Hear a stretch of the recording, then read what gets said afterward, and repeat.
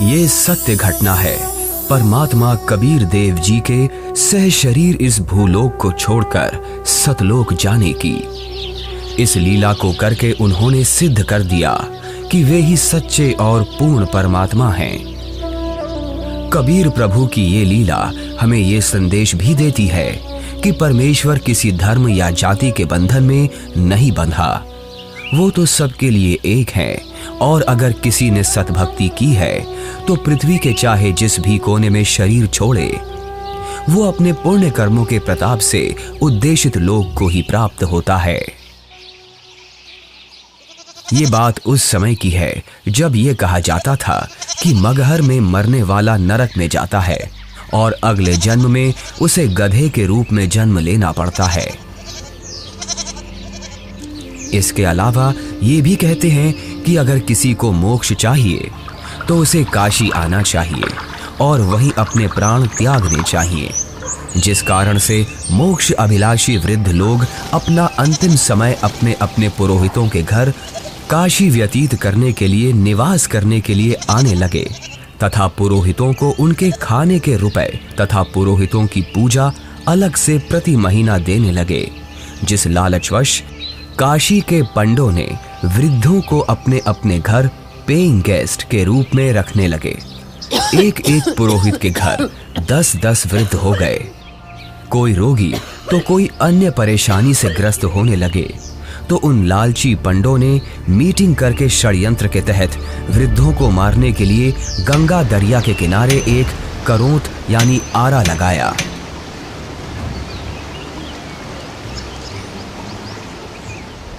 भ्रम फैलाया गया कि जो शीघ्र स्वर्ग जाना चाहता है तो इतने रुपए पूजा, जो उस समय की अधिकतम राशि थी, जमा कराओ। श्रद्धालुओं ने वृद्धावस्था के दुख से छुटकारा पाने के लिए तथा स्वर्ग जाने की भावना से वह महंगी फीस भी देने लगे। उन पंडों ने आदमियों का आरे से गर्दन काटने का पाप सिर पर ले लिया। पंडों के षड्यंत्र पर विश्वास करके वृद्ध अपने बेटों से काशी में प्राण त्यागने के लिए आग्रह करने लगे। लेकिन पिताजी, अभी आपकी और माँ की आयु ही क्या है? अभी तो आपको अपने पोतों का ब्याह देखना है, उनकी संतानों को अपनी गोद में खिलाना है। देख बेटा, जिंदगी जीने का लालच तो कभी खत्म नहीं होता, और वैसे भी अपने जीवन में हमने अपनी सारी जिम्मेदारियों को पूरा कर लिया। अब जब भगवान के पास जाना ही है तो देर क्यों करना? हमें काशी में पवित्र करौंत लेने में स्वर्ग की प्राप्ति होगी। लेकिन पिताजी, काशी में लगे उस करौत के नीचे आकर मरना तो आत्मदाह हुआ ना? अगर उस आत्मदाह से ईश्वर मिलते हो तो क्यों ना आत्मदाह किया जाए? और वैसे भी यहाँ मगहर में मरने से तो हमें मोक्ष मिलेगा नहीं। अगर हम यहाँ मरे तो अगले जन्म में हमें गधे के रूप में जन्म लेना पड़ेगा। क्या तू चाहता है कि तेरे माता पिता का अगला जन्म गधे के रूप में हो? जितनी जल्दी हम काशी जाकर करौंत के नीचे मरेंगे उतनी जल्दी ही मोक्ष मिलेगा। लेकिन पिताजी। बस बेटा, तू हमारे साथ काशी चलकर वहां हमारी करौंत के नीचे आकर प्राण त्यागने की व्यवस्था कर दे। रामशंकर अपने माता पिताजी के साथ काशी के घाट पर पहुंचते हैं। वो उस घाट पर भी पहुंचे जहां करौंत लगा हुआ है। करौंत से थोड़ी दूर पर ही खड़े होकर वो सभी देखते हैं कि गंगा नदी के किनारे करौंत वाली जगह है। उसका हैंडल करौंत से थोड़ी दूर पर एक मंदिर के पास है जो गुप्त है। हे ब्राह्मण, मुझे भी मोक्ष को प्राप्त करना है। ये काशी है और यहाँ मरने वाला हर व्यक्ति मोक्ष के लिए ही आता है। लेकिन मैंने अपने जीवन में बहुत सारे पाप कर्म किए हैं। इससे कोई फर्क नहीं पड़ता है कि मरने वाला व्यक्ति पापात्मा है या पुण्यात्मा। काशी में मरने वाला हर व्यक्ति स्वर्ग को जाता है और मगहर में मरने वाला हर व्यक्ति नरक को प्राप्त करता है। ठीक है, मुझे भी इस आरे के नीचे आकर स्वर्ग जाना है। 50 मोहरें लगेंगी। ये लो। ठीक है, तुम तख्त पर लेट जाओ। मैं भगवान से प्रार्थना करता हूँ कि वो आपको स्वर्ग में जगह दे। हे परमात्मा, इस आत्मा को अपने चरणों में स्वर्ग में स्थान देना। बहुत सारे लोग मोक्ष के लालच में पैसे देकर आरे से कट रहे थे।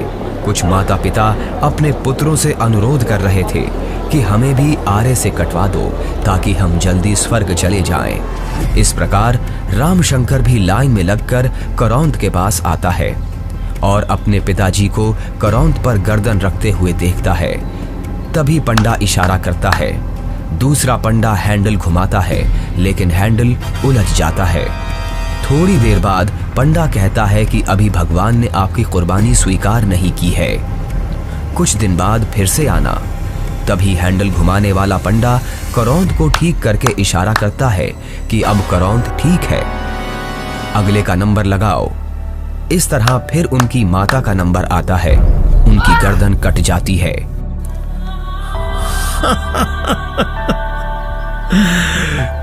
कितना भागा हूं मैं कि भगवान ने मेरी कुर्बानी स्वीकार नहीं की।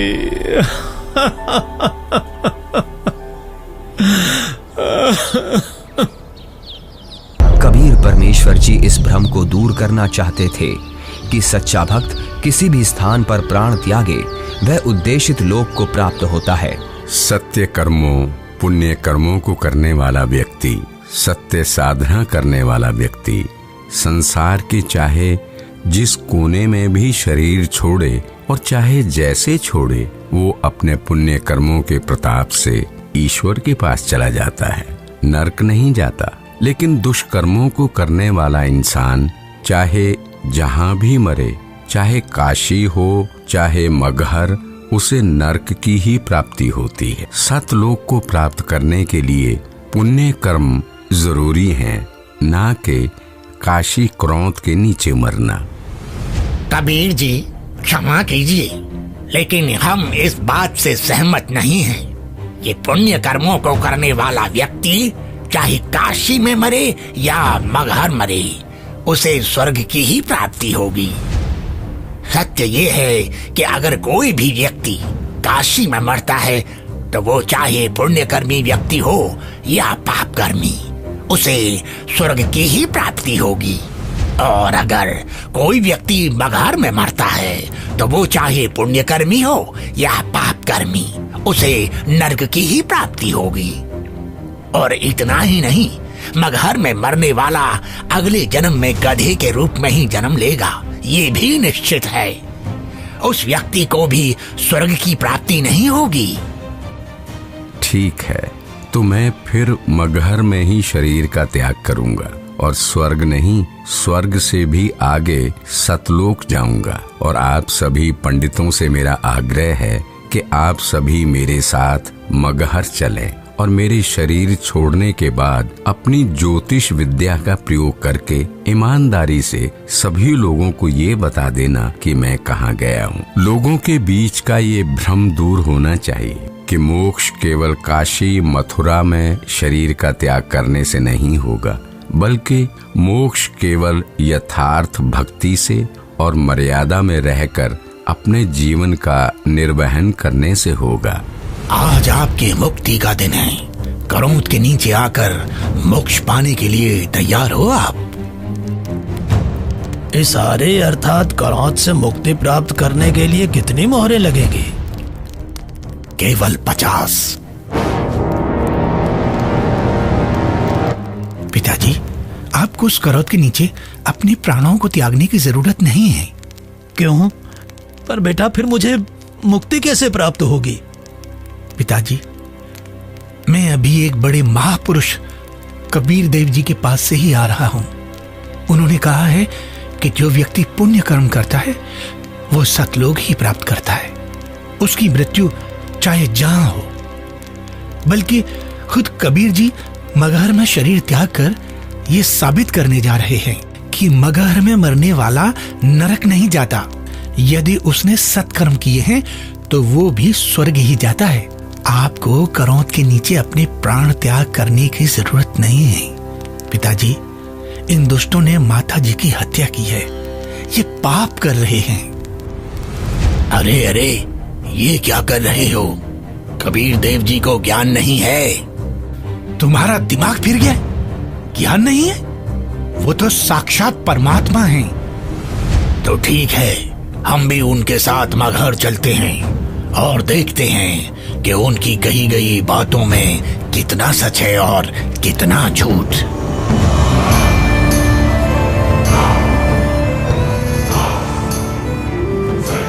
वीर देव सिंह बघेल जी की जय।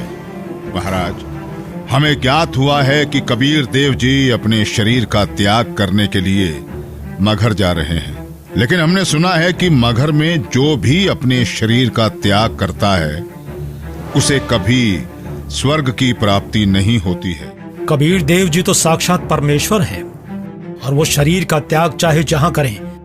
ये मगहर में प्राणों को त्यागने की लीला वो इसलिए कर रहे हैं जिससे जनमानस को ये संदेश दिया जा सके कि आपको स्वर्ग की प्राप्ति होगी या नहीं, ये आपके पुण्य कर्मों पर निर्भर करता है, न कि मरण के स्थान पर।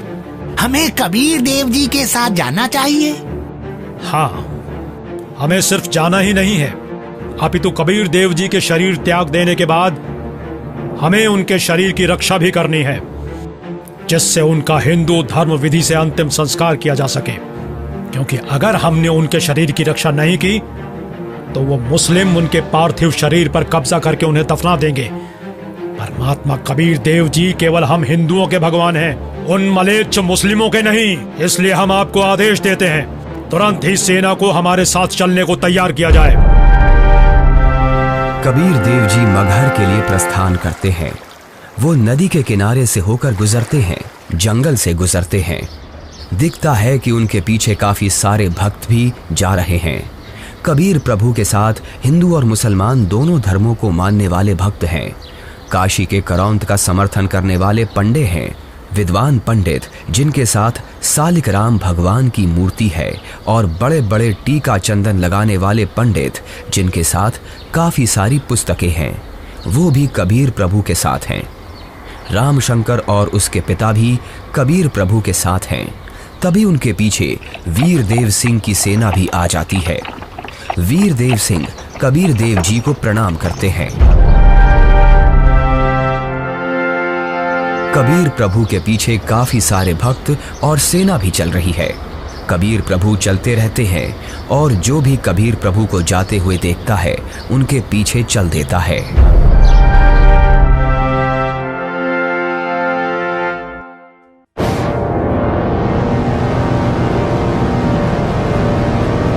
सलाम वालेकुम नवाब बिजली खान पठान साहब।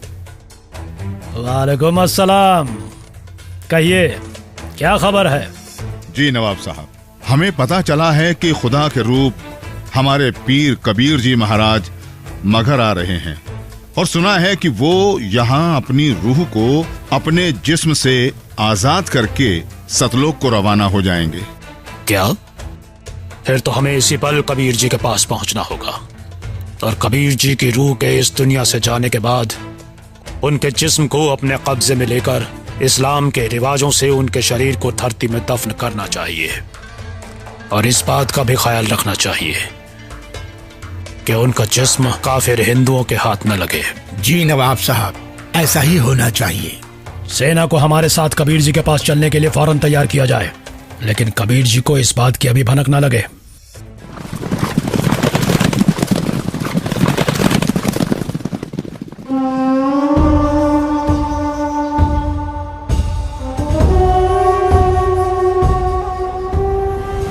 लगता है कबीर जी के जिस्म को पाने के लिए काशी नरेश वीर देव सिंह भी अपनी सेना लेकर आया है, लेकिन हमें किसी भी हालत में इन हिंदू काफिरों को कबीर जी के जिस्म को पाने नहीं देना है। आपके आने का मकसद हमें पता चल गया। पीर जी, बिजली खान आपकी क्या खिदमत कर सकता है? मैं अपना शरीर त्याग करने से पहले स्नान करना चाहता हूँ। जी, हम अभी आपके नहाने के लिए साफ पानी की व्यवस्था करते हैं। नहीं, मैं किसी बहते पानी के दरिया में स्नान करूंगा। बिजली खान। पीर जी, यहाँ एक दरिया बहता था जिसका नाम आमी नदी था, लेकिन पीर जी, शंकर भगवान के श्राप के कारण उसका पानी अब एकदम सूख चुका है। चलो दिखाओ मुझे वो आमी नदी कहाँ है। जी पीर जी, चलिए। कबीर देव जी, वीर देव सिंह, बिजली खान और उनके सेना और बाकी के भक्त उस आमी नदी के पास पहुंच गए। कबीर देव जी ने उस सूखी हुई नदी को देखा। कबीर देव जी ने अपने हाथ जोड़कर प्रार्थना की और फिर अपने हाथों को हवा में ऐसे लहराया जैसे कि वो नदी को बहने का इशारा कर रहे हों। कबीर प्रभु के ऐसे इशारा करते ही थोड़ी दूर पर नदी की ही जगह पर एक जोर से धमाका हुआ और धरती के अंदर से पानी का सैलाब निकला। ये देखकर सभी लोग चौंक जाते हैं और सभी भक्ति भाव से भरकर कबीर प्रभु को देखते हैं और अपने हाथ जोड़ लेते हैं। पूरी नदी में पानी भर जाता है। सभी लोग खुश हो जाते हैं। कबीर प्रभु की जय, कबीर प्रभु की जय, कबीर प्रभु की जय। आदेश दें प्रभु। हुक्म दे मालिक। मुझे 2 सफेद चादरें चाहिए, एक बिछाऊंगा और एक ओढ़ूंगा। जो आज्ञा प्रभु। इसी क्षण 2 सफेद चादर यहाँ लाई जाएं। कोई और आदेश दें प्रभु। बिजली खान, तुम सेना किस लिए लाए हो? वीर देव, तुम किस लिए सेना लाए हो? प्रभु जी, हम आपके शरीर को इतना मलिच्छ मुसलमानों के हाथ नहीं लगने देंगे। इन्होंने अगर आपके शरीर को छू तक भी लिया तो इनमें से कोई भी जीवित नहीं बचेगा। हम आपका अंतिम संस्कार हिंदू रीति रिवाजों से करेंगे। तो हमने भी चूड़ियां नहीं पहन रखी हैं। हम भी अपने अल्लाह के स्वरूप पीर कबीर जी का जिस्म हिंदू काफिरों को नहीं देंगे और इस्लामी तरीके से पीर जी का शरीर को दफन करेंगे।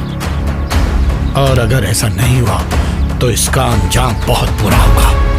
हम वीर देव की सेना से युद्ध करके आपका शरीर प्राप्त करेंगे, लेकिन अंतिम संस्कार हम मुस्लिम तरीके से ही करेंगे। मुझे नहीं पता था कि तुम सब मेरी शिक्षाओं को इतना ही समझ पाए हो। 120 साल हो गए मुझे तुम सब लोगों को समझाते हुए, फिर भी इतना ही समझ पाए हो। मुझे इतना ही जाना है तुम सब ने। आज भी तुम एक ना होकर हिंदू मुसलमान बनकर अलग अलग खड़े हो। मेरी चेतावनी है, अगर तुम लोगों ने आपस में झगड़ा किया तो ठीक नहीं होगा। तुम दोनों एक ही परमात्मा की संतान हो। तुम दोनों अलग अलग ना होकर एक ही हो। हम सबको एक साथ रहना है। मेरे सतलोक गमन के बाद इन चादरों में तुम्हें मेरा शरीर नहीं मिलेगा। एक चादर तुम हिंदू ले लेना और एक चादर तुम मुसलमान, और इन चादरों में जो भी चीज मिले उसे आपस में आधा आधा बांट लेना। आपस में लड़ाई नहीं करना, नहीं तो गृह युद्ध छिड़ जाएगा। मेरे जाने के बाद आपस में झगड़ना मत, ये मेरा आदेश भी है और विनती भी। कबीर प्रभु का शरीर मैं किसी को नहीं दूंगा। कबीर प्रभु के जिस्म को छोड़ने के बाद मैं इनके शरीर को अपने कब्जे में लेकर ही रहूंगा। अब मैं चलता हूं।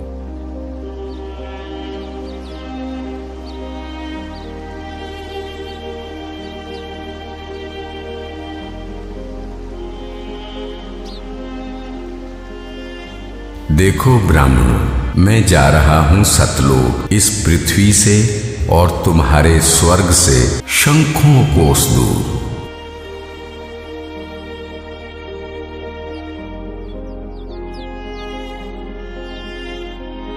उठा लो पर्दा, इसमें नहीं है मुर्दा, इस चादर को उठाओ। जैसे ही वीर देव और बिजली खान दौड़कर वो चादर उठाते हैं तो कबीर देव जी की जगह उनके ही वजन के बराबर शरीर के आकार के सुगंधित फूल, गुलाब, गेंदा, गुड़हल आदि रखे हुए हैं। ये देखकर सभी लोग चौंक जाते हैं। सभी लोग हाथ जोड़ लेते हैं। अब वीर देव की आंखों से आंसू निकलते हैं। बिजली खान की आंखें भी नम होती हैं। दोनों एक दूसरे को देखते हैं और आपस में एक दूसरे को गले लगाकर रोने लगते हैं। दोनों सेनाओं के सिपाही भी एक दूसरे को देखते हैं। वहां खड़े ब्राह्मण लोगों की भी आंखों से आंसू गिरने लगते हैं। रामशंकर और उसके पिता के भी आंसू गिरते हैं। सभी लोग एक साथ कबीर देव जी के नाम का नारा लगाने लगते हैं। कबीर प्रभु की जय, कबीर प्रभु की जय।